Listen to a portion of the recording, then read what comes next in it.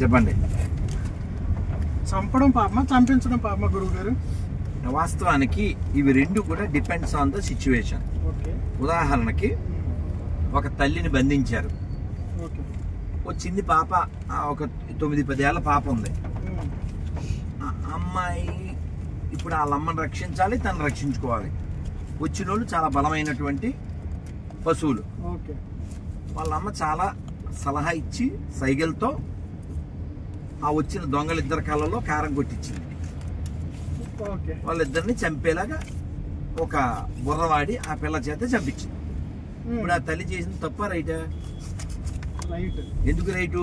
2 ప్రాణాలు రక్షించడం వచ్చిందని అంతే.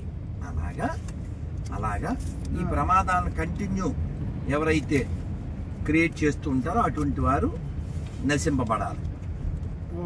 అంటే ఉదాహరణకి స్త్రీలను నాశనం చేసేటువంటి వాళ్ళు, అంటే దుర్యోధన్ టైపు, రావణాసుడు టైపు. నీకు వచ్చిన అదేరా, ఒరే ఆ మాత్రం చదవకపోతే నీకంటే 20 ఏళ్ళ ముందు పుట్టాను దండం పెడుతుంది అనిలు. అది తెలివితేటలు నా ముందే. అంటే ఇప్పుడు లార్డ్ కృష్ణకి పాపం లేదంటారా? కాదురా, చంపించింది. నీకు అర్థమయ్యే చెప్తా, ఇప్పుడు ఈ అనిల్ కాదు, బ్రదర్ అనిల్ వచ్చినా అలాగే మడత పెడతాం. ఏ అనిల్ వచ్చినా అన్ని నిల్లే కదరా, ఆ పేరు లేకపోతే బతుకులేని వాళ్ళు. సో విషయం ఏంటంటే భగవంతుడు అపాప విద్యుడు అంటారు. అంటే ఆయనకి ఏ సంబంధం లేదు. ఆయన ఏం చెప్పాడు? ఒక్కసారి కమిట్ అయితే నా మాట నేనే విన్నాను చెప్పాడు. ఇది పూరి జగన్నాథ్ కదా, ఇది పూరి జగన్నాథ్ డైలాగ్ కదా అనుకుంటున్నావేమో. ఇది యాక్చువల్ కృష్ణుడిది. అర్జున, నీవు సంహరింపకుండాను ఇక్కడ బతికి బట్టగట్టు వారెవరు లేరు అంటే ఆయన చేసేస్తాడు.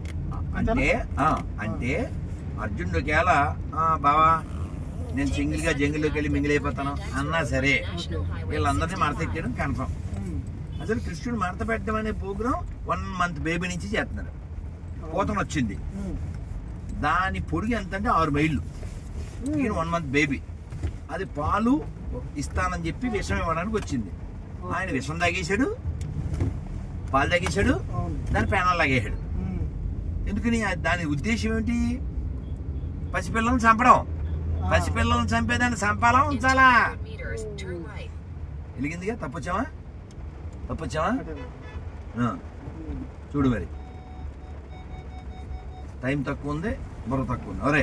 ఓకే మనం ఇంకా మాట్లాడద్దు, బంద్ చేయి. అందరు చెప్పండి హరే కృష్ణ.